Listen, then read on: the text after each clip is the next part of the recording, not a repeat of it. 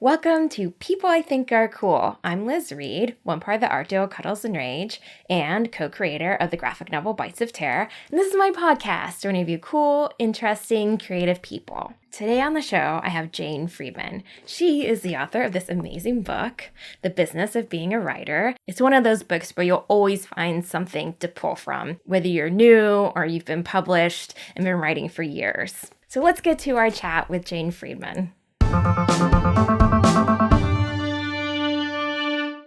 I am, for one, super excited that we get to chat because when I started my writing career, your website was like a gold mine of information for somebody who did not understand how to, promote herself when everybody celebrates, getting a book traditionally published, but then they don't know what happens next. Exactly. So for people who don't know your background, do you mind just sharing that with me? So I started working in traditional publishing right out of college. So this is going pretty far back, late 1990s. And I stayed in traditional publishing for 12 years for my first round. And this was at a mid-sized publisher in Cincinnati, the great Midwestern publishing empire, as I call it. And most people know this particular company, not by its corporate name, which is F&W Media, but by the many brands that it's been responsible for cultivating. So one of those is Writer's Digest. Okay.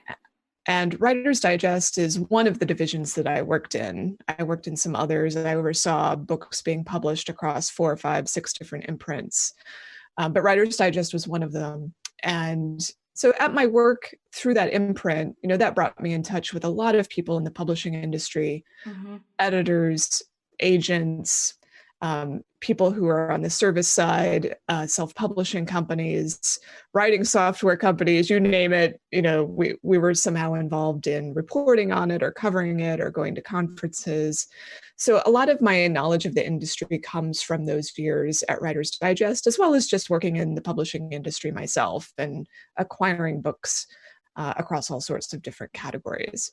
So after I left Writer's Digest, I took a little detour into university teaching. I thought that I was going to do that for basically the rest of my career, but I got offered another publishing job, and I thought, well, maybe I'm not done with publishing quite yet. And so I went back.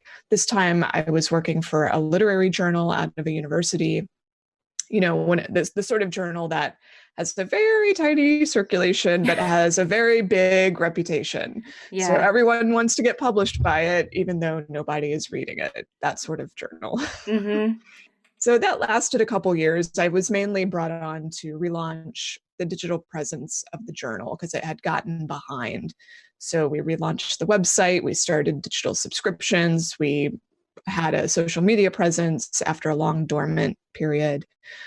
So I did that. And then after 2 years, I left and became a full-time freelancer. And so I've been more or less on my own since 2014. And my business model is a mix of helping writers understand the industry. I also continue to report on the industry. I go to the industry trade fairs like London Book Fair.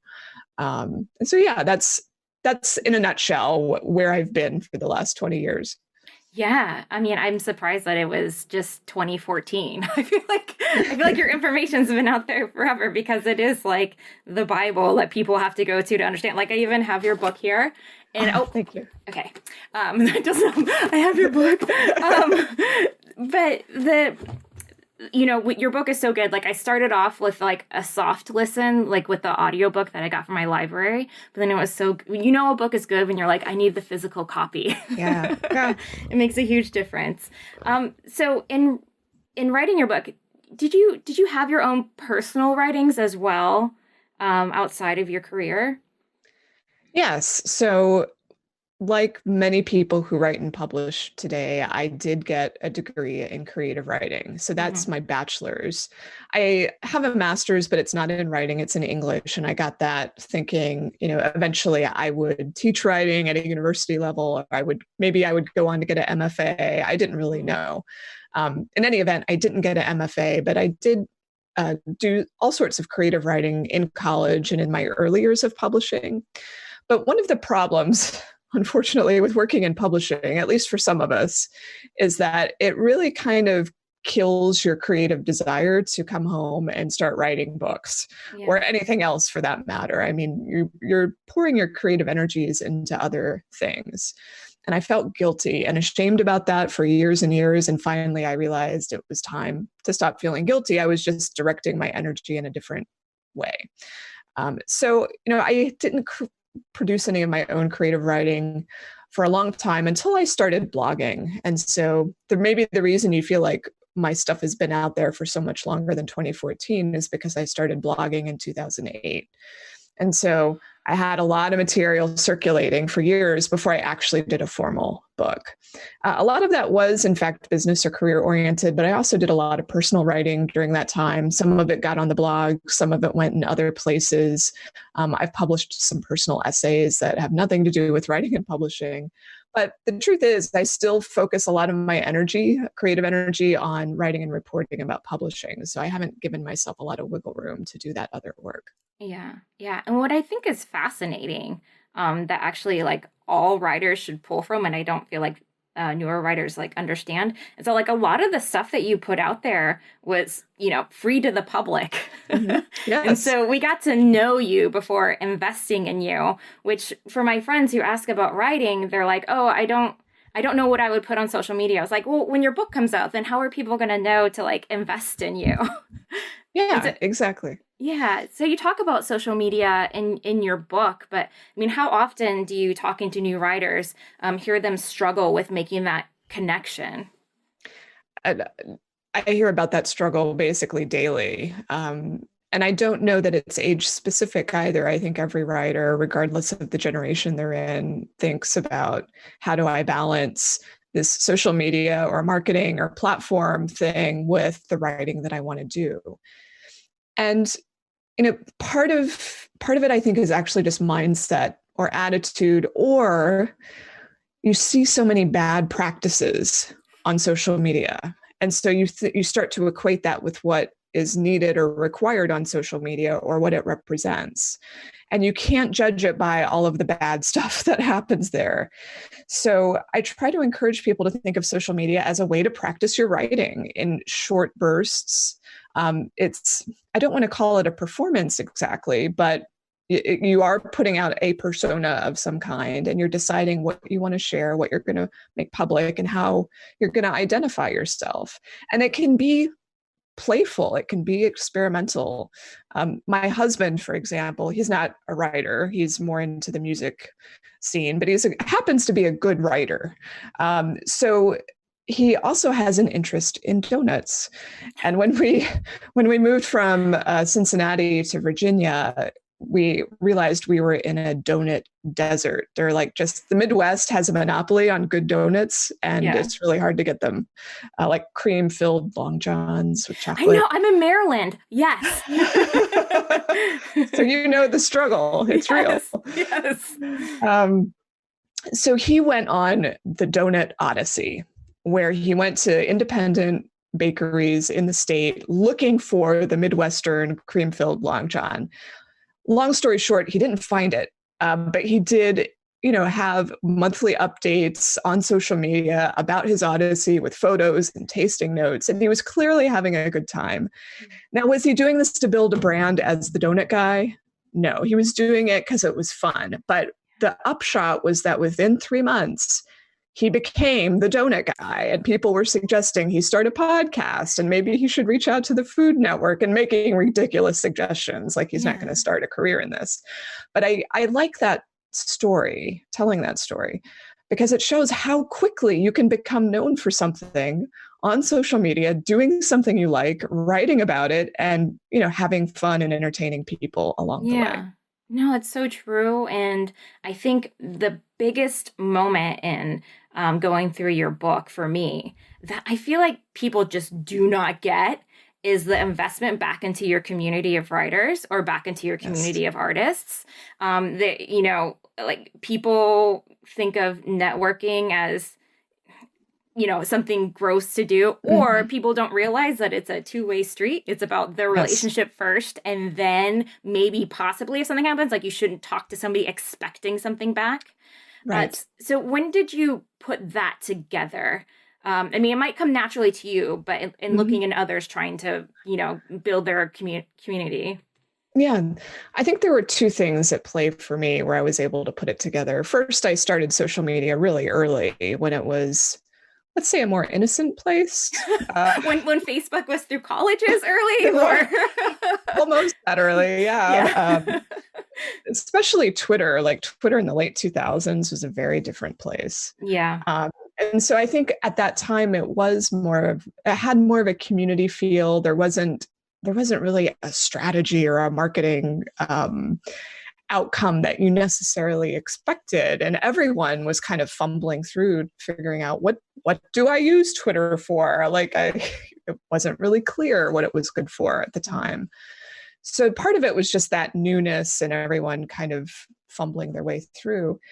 And I found that if I just leaned on my own inclinations, it's I like to help people. I like to inform. I like to serve. And so just felt natural to me to share things that I knew, to share links to other stuff.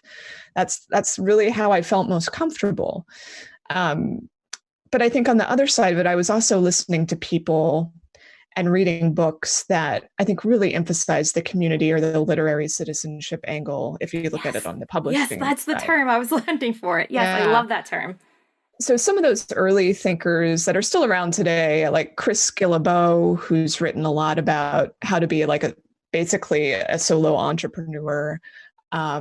There was Chris Brogan in those early days. There's also a book called Clue Train Manifesto, which is more of a marketing business book, but it was talking about how the internet and technology and social media really changes what it means to try and run a business, especially when it's the readers or the consumers or however you want to think about it. They have an active role in defining who you are through social media, Yeah. which can be scary, but it's also powerful. In any event, I think literary citizenship, that's the term that usually makes sense for writers when they realize that if no one's out there talking about books or celebrating literature or reviewing, it's going to create a poorer culture.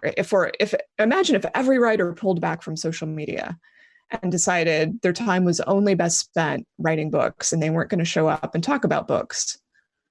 That would be a tragedy. Like, we need writers to be out there sharing what's important to them Yeah. and to the culture, which I think books, it's a huge deal for us, and we need to be out there evangelizing for them, or any type of writing, really. Yeah. No, absolutely. I mean, in your educating process of talking to people, I guess one thing that like I didn't realize early on is how much power librarians have. Mm. And Yes. I just had no idea. I mean, you're always thankful for them, but like they can be gatekeepers on if people get your book or not. Um, is that something that you talk about with traditional publishing? Because I know with self-publishing, that's kind of the downfall is you can't really get into libraries. It's tough. Yeah. Fortunately, just on the self-publishing library topic, I will mention there's something called the Indie Author Project, which is, I love this project. It's a partnership between several organizations with the participation of libraries that gives out an award annually to the best self-published novel in the state. There may be 16 states that participate. And then after all the states choose their winners, there's a national winner that's chosen. So that's something for you or your listeners to check out, the Indie Author Project. I think there are some library systems that are they recognize the power of self-publishing, and that a lot of underserved communities and people of color have to use self-publishing or have used it because traditional publishing just hasn't been as open to them. So I am seeing a lot of more of a welcome mat maybe than there has ever been before to self-published authors. So, but in any event, yes, libraries play a really important role in introducing books to people. And I think right now is a very interesting time during the pandemic. because so many libraries are limited in what they can provide at the moment, and they've had to go to their digital collections as a way of staying in touch with people or innovating in the sorts of services they provide. I know there was one library that decided to start a kind of like dial a story service where you could pick up the phone and dial a number and hear a story That's awesome. in English or Spanish. I can't remember which library system that was. But yeah, so I've probably gone off on a tangent now, and there was a question I've now forgotten. No, you've totally covered it. Because I just don't think people even piece together that their library is a resource for technology too. Yes. So many people haven't gone to a library since childhood, and it's definitely a completely different space. So you also do like consulting and like 101 stuff. I feel like now with everybody kind of like locking down, like, of course, there's so many people are like, I'm going to write my novel now. Yes. So has business been booming for you? Business has been good. And it's something that I don't like to say too loudly because, people are struggling. And, Right. I don't want to celebrate the fact that it's been a good business year when conditions are so serious for the country. But yeah, the truth of the matter is that professional people even people who've lost their jobs, people just generally have more time on their hands than they did before. Although there are a lot of factors like, do you have children at home? Are you taking care of family? People have really use this opportunity to get back to things they care about or to express realizations they've had during the pandemic. And it has resulted in much more interest in consultations and online education, and just trying to be either as a distraction, a needed distraction, or as just a way to do something that feels meaningful. I've talked to some other freelancers in the writing and publishing space, and they've seen the same phenomenon. So their business is generally doing well. And I think anyone who already had a pretty firm footing online, I think generally has seen an increase in business. Yeah, no, and writing is therapy. So Yeah. I feel like, giving people hope that they can do it by talking to you, because that's what I feel like in reading your book, even though I've done both worlds, traditional and self, you can still get lost. Even if you put a book out there, you could still be like, Yes. What the heck? Especially if it doesn't sell, it can make you feel down. So I do feel like you're giving people that hope and helping them push forward, which is really important now that, like you said, it's an unfortunate time, but, this is a way to really give people something that they've been craving. Right. Exactly. Yeah. So one other part of your book that I loved is how you kind of went through the steps for people who want to be a writer, in terms of like trying to get traditionally published before trying to self-publish. Mm-hmm. Do you feel like that mindset might change at all? Because I watched this documentary on romance novels. Did you see this? Like Between the Sheets, or I think or Under the Covers. I don't know. It's one of those puns about romance. Right. And it made me realize that a lot of the romance novels that I love are self-published, but I had no idea. And, when you were talking about people of color, like that was a big part of that documentary in creating a space for people whose stories aren't often told. But it kind of flipped my brain on the new way of thinking about self-publishing. Mm-hmm. So I guess I'm not really asking you a question, but do you mind just kind of going through those steps of, the going traditional route, and then getting down to self-publishing? Right. Sure. The book that I wrote, The Business of Being a Writer, that specific book is, when I was writing it, in my mind was someone who probably came out of a creative writing program or might be more inclined to write, let's say, literary work, although I think the same principles apply regardless of genre. But that's kind of who I had in my head. And so that kind of informed the bias of the steps that I laid out, which is an assumption you will probably want a traditional publisher first, and then, which means an agent. And if you can't get an agent, well, then there are these small presses or independent houses that will take you without one. And then there's hybrid or self-publishing as a backup plan, or maybe you don't pursue it because you're just going to try to get your next book traditionally published then.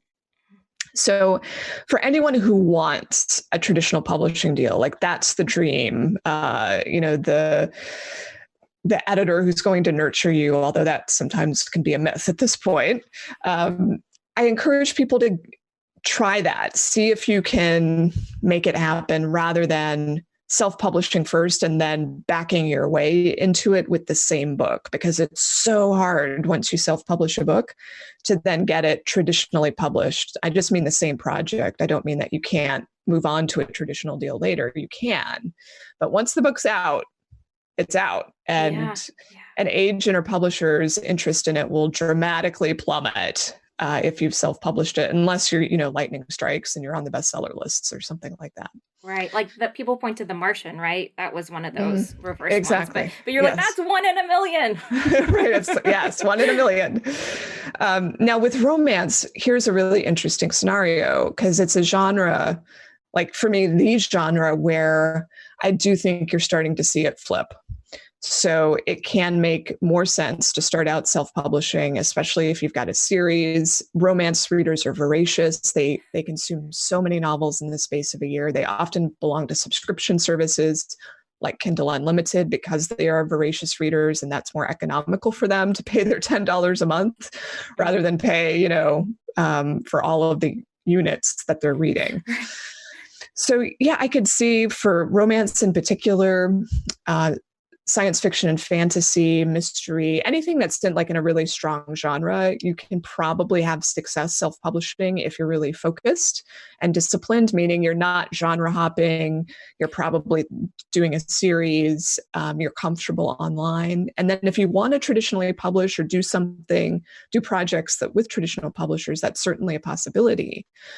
So yeah, I think we are seeing different models evolve side by side. I don't think it's ever going to entirely move one way or the other. It's just going to depend on the type of book that it is. Yeah. Another word that I hear coming up more and more is the novella. I feel like so many people are writing them because it is kind of easier to sell your novella versus being like, I'm a slow reader. Can you take a week, sometimes a month, to get through my book? Have you picked up on any of that buzz too? I haven't heard much talk about novellas specifically, and I'm thinking of a very traditional novella, like a traditional publishing novella would be something you would produce in print, and maybe the novellas you're seeing are mainly digital first. I don't know. Yes. Okay.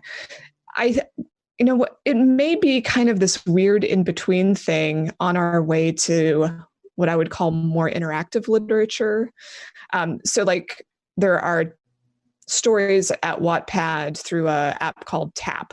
So these are stories that you tap through. I don't know if have you seen these?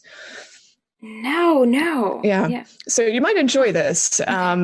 So for those who don't even know what Wattpad is, this is a fairly well-established site for reading serialized fiction for the most part. And it appeals to a younger audience, an international audience, a mobile reading audience. So most Wattpad fiction is consumed on people's phones.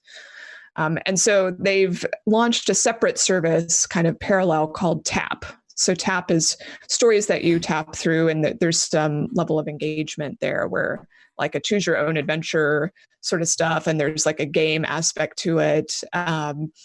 And Tap's not the only game in town for that. There's some other services that do something similar. There's a service called Radish that I would say, it started out doing serialized fiction that I would say was kind of like a TV binge series model. They wanted you to binge the stories. Yeah. They now pivoted a little bit where they still have that kind of we want you to read and consume these in kind of a fast binge-oriented fashion, but there's more interactivity and just things to do and look forward to, something that's more engaging than I'm just going to read this on my Kindle for 30 minutes. So to me, that speaks a little bit to what you were saying about oh, it's only going to take you a week, or maybe it's only going to take you an afternoon, or maybe it's only going to take you 30 minutes to read the story, rather than asking someone for this huge commitment of time. Oh my gosh, that's genius. Because, with Wattpad, I was doing a writer's panel, I think maybe 3 or 4 years ago. And somebody in the audience was like, what do you think about Wattpad? And we're like, I don't know what Wattpad is. So now I know it. I looked at it, but I haven't invested in it. Do you recommend that as a place to start or to play around in then? I would definitely play around with it, especially if you're writing anything that would be in the romance area, things that appeal to YA readers. So genre fiction and youth are kind of like the things that you see most prevalent in these areas. That doesn't mean, though, that older people don't read them or that you can't do different things, but you might not have as easy of a time finding your audience. I see that some authors who, if they prefer doing more traditional book length work, they might use TAP to do like a bonus or a premium for readers on book launch. Here's this fun thing I've created where you get to be the protagonist and you can see kind of an offshoot of the story. But I think there are also people just using it to experiment and to try and earn money, but discoverability is a big issue on these platforms. So if you're not working with them to market, like if they haven't selected you in some way, if they haven't approached you and say, you want to work with us, you might see that your stories kind of sink to the bottom, unfortunately. Yeah. And I think that's kind of what's hard about your job is that people come to you with a dream and you don't want to like burst their bubble. And, you're like, there is a way, but it's not, people want that magic ticket. And I today, researching, because you got to stay up to date. You can't just assume that, you're good, everything. I still search for the magic ticket, even though I know it's not there. So, how do you answer that for somebody when you're kind of having to break their heart? That's like, it's not as simple as that. I look for what their motivation is. Some people's motivation is really focused on, I just want to write more stories, or I want to get better at telling them, or better at the craft and technique. Some people really desire to spread a message, and it actually has very little to do with publishing a book. And when you kind of point out that there are lots of easier ways to spread a message than to try and get this book published, they think, well, maybe I should do something else instead, whether that's a podcast or joining a particular group, or even just being active in your community. Like there's so many ways to affect change aside from books.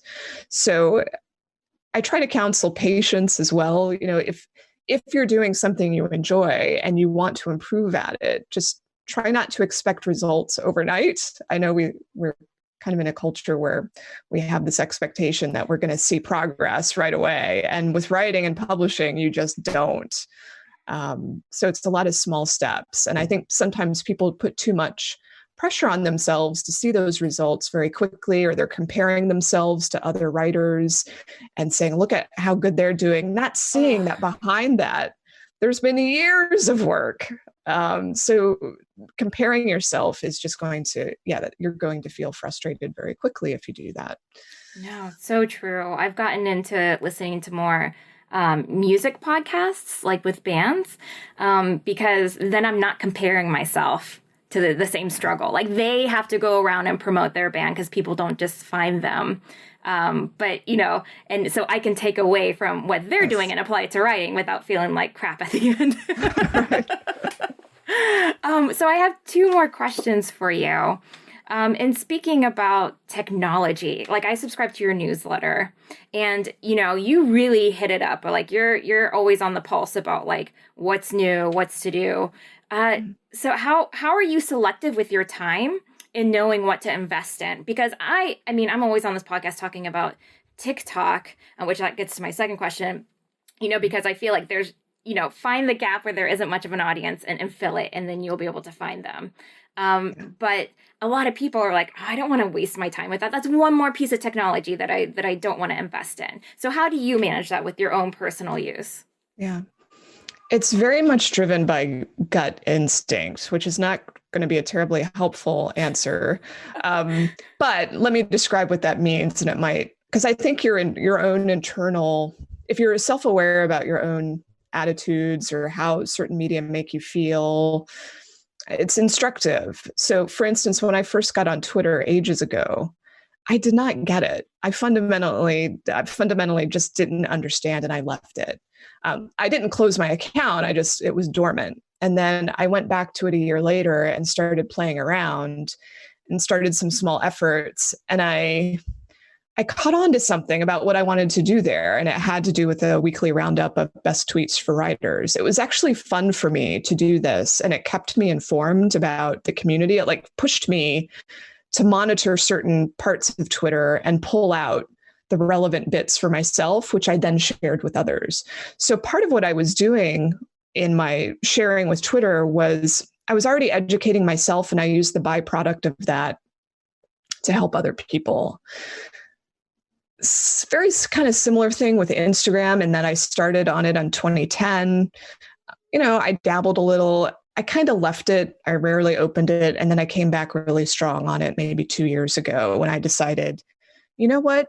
I'm not journaling anymore. I'm not doing any sort of personal tracking. Like, I feel like I was starting to lose like the daily texture of life, so that if I wanted to look back in 10 years and say, what did life feel like? I didn't have a record of it anymore. Mm-hmm. And so I decided I wanted to start using Instagram to remind myself of what the days looked like and what concerned me.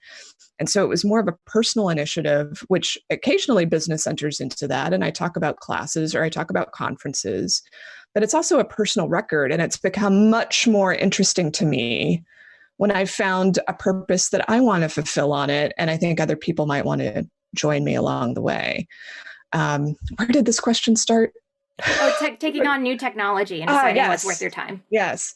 So I think you have to find that kernel of what is there that matters to you, what attracts you to it. And you may find that you engage with it and ultimately you can't, like, you're repelled in some way, not like you're disgusted, but you're just like, it's not me. This happened to me with Pinterest. Oh, yes. So it's so complicated now. It was clear to me, I have a market there. Like, there's potential there. I like the third biggest social refer of traffic to my site is Pinterest. It's Facebook, Twitter, Pinterest. Instagram is like way, way, way, way down on the list. But even though I put maybe 6 months of effort into it and I just hated it, and I thought, this makes no sense. Like, I don't care what the business outcome is. These other networks are good enough. So I think sustainability is really important, and what's just going to resonate with you so that you'll stick with it. Yes, because sustainability and consistency kind of go hand in hand. Like, you can't just imagine to like pop up 6 months later and have people caring about what you have to say, which is it's unfortunate, but that's just, people's attention spans are just being pulled from everywhere right now. Yeah. So that leads to my last question. Is, you're talking about the instant reward.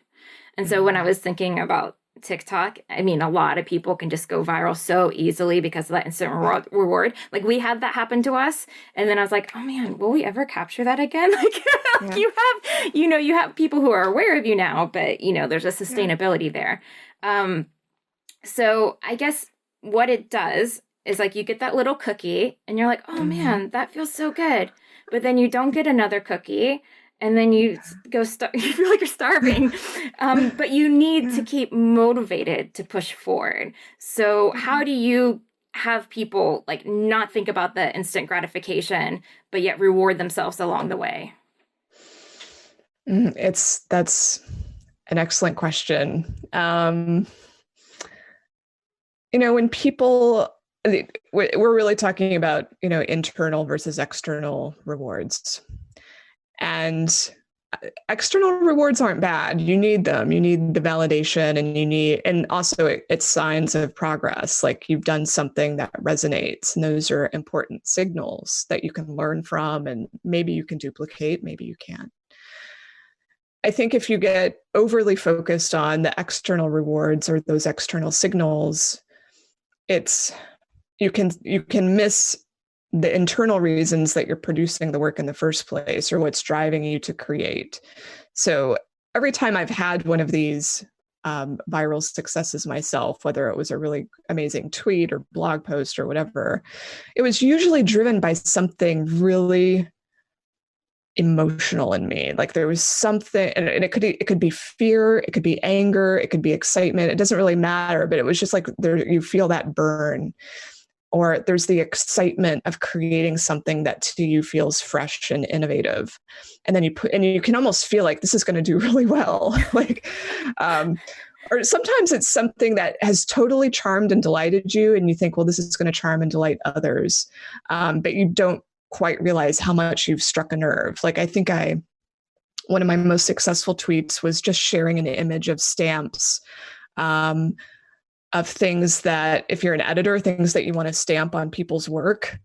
And they're really snarky stamps. And I shared that. It went crazy insane, and people wanted to buy the stamps that did not exist. Unfortunately, that was a business product. That was a product idea I missed the boat on. So in any event, there are these, I think that's when you get too focused on how can I, if you, it's really hard to reverse engineer that process. You know, you can't start with, how do I go viral? And then, okay, I'm going to create X. It has to start with, something inside that's exciting to you. Yeah. So I don't know if that really is a great answer to the question, but getting back to the work, focusing on the work to me, that's what you always do when you feel like you're getting pushed and pulled by external forces. Yeah. And the running theme and your answers, which is so true, is just kind of focusing back on yourself. You can only control you. You can't control everything else. So I feel like focus your external output on, being a, like, what did you say, literature citizenship, yes. Focus on that. But then when it comes to yourself, just put out what you love. I should add as a postscript to that is some people, like this, I guess in some circles, this might sound as like narcissistic or, or like navel gazing, or you're just going to talk about yourself on social media. And that's not really what I mean at all. But if that's how it's sounding, you can also focus on other people. Yes, that is so true. That is. Go ahead. I was just going to say, shining a light on what other people are doing, collaborating with other people, that's gold. That is so true. And I feel like it also makes you feel better about yourself. In the end, you feel less gross than being like, me. Exactly. And it still introduces you to new people too. Like that's the beauty of it. It is both ways. Well, I love how thoughtful you are with your answers and with your writing. I feel like in talking to you in person, that you combine all this knowledge from all these different backgrounds that you've lived in and have put them all together for writers, which is really special. And so I hope, are you going to put out more books? Or my dirty secret, I can't remember if I revealed this in the book or not, is that I don't like writing books. No! But I do have an idea for a book that I want to write, which I won't reveal here, but it's something that I'm hoping within a couple of years that I put out. Yeah. Great. It'll be quite different from what I've so far done. Which I think is great. I mean, because when it comes to writing, I mean, I feel like your book is the only book that people need to read. Because, okay, maybe you might disagree, but because it really is the only one that puts together, you get a little bit of the dream and you get a little bit of the science, but then you get a little bit of the like common sense that's kind of hard to apply to yourself. Yeah. That's just what's beautiful about it. I haven't read any other book that's really filled my cup in the way that your writing has. So thank you. Oh, thank you. I couldn't hope for a better compliment. Thank you. Oh yeah. I listen to all your podcasts too. I'm like, I want, whenever you're in an interview, I want to go back through that because even though it is kind of like the same lessons at times, because it is just like applying the same principles, you forget about it. You know, like you forget if you've been writing for 10 years and self-publishing traditional, like that's, you take for granted like what sparked you and what kept you going. So I feel like this is like a book that like I need to read every year or listen to on the audio version. So that is just as good. So, and this is just me gushing about you now. Thank you. Well, Jane, thank you so much for your time. I really appreciate it. It's my pleasure. And I just want to say, this is a non sequitur. I love the little picture behind you. Oh, wait. Oh, which one? The My Hard Shell is the only thing keeping me together. Thank you. That's one of our comics. I sold out of it during COVID, so I was like, oh, you guys. Yeah, that's wonderful. Yeah. Oh, thank you. And I appreciate your book and your cat. What is it, Nylon Cat? Is that what it? Yes, because I get to see so much of your personality in there in the background. Is this your setup for your consulting too? It is. Yes. Yeah. You know what? Okay. I'll end it after more gushing. What I really loved about looking at your consulting side is that you have a video of how you're like, this is what it's going to look like. Mm-hmm. I love your transparency with everything because it does make a difference. Like if you're going to invest money in somebody, it's so good to know what you're going to get out of it. Which reminds me, I need to update that video. All right, but there is a cat in it, so that stays the same for sure. Yeah. You got to keep the cat. That's just adorable. Well, thank you again, Jane. I appreciate it. Thank you. Thank you so much to Jane for being on the show. Guys, go get The Business of Being a Writer or check out the audiobook. That's how I do it sometimes whenever I'm revisiting it. There's just so much to learn from her, and I highly recommend you check out her website. All right, so here comes the time where I recommend my movie per episode. And today I want you to go check out the movie Spontaneous. You can rent it on iTunes. Jimmy and I checked it out, I think a month ago. And it was one of those movies where it was weird and fun and surprising. And I ended up crying at the end. There's lots of blood and guts in a fun way, not in a crazy, scary way. If you're like, ooh, gross. Okay, it is gross, but it's like the best kind of gross. And like I said, it's a real emotional journey and hilarious and fun along the way. You don't really get that many gems like that. So go watch Spontaneous and let me know what you think. You can find me at Cuddles and Rage on social media. If you want to see what I'm watching or what movies I love, you can also find me at Cuddles and Rage on Letterboxd. So don't hesitate to reach out for a recommendation. As I always say, I'm like, I'll just tell you what to watch. Thank you so much again for tuning in, and I will see you soon. Bye.